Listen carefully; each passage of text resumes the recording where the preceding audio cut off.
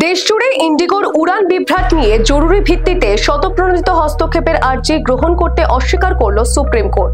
সোমবার শীর্ষ আদালত জানিয়েছে, ইতিমধ্যেই কেন্দ্রীয় সরকার ব্যবস্থা গ্রহণ করেছে, তাই যে কোনো সিদ্ধান্ত নেওয়ার আগে আদালতের অপেক্ষা করা উচিত।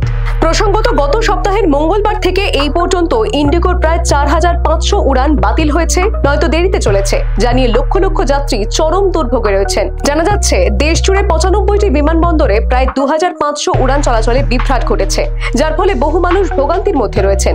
সর্বোচ্চ আদালতের প্রধান বিচারপতি সূর্যকান্ত ও বিচারপতি জয়মাল্য বাগচিকে নিয়ে গঠিত বেঞ্চের মতে, বহু মানুষ বিভিন্ন বিমানবন্দরে আটকে পড়েন এবং কেউ কেউ অসুস্থ হয়ে পড়েছেন। এরপরেও আদালত বলে, কেন্দ্র বিষয়টি সম্পর্কে অবগত এবং তারা পদক্ষেপ করেছে।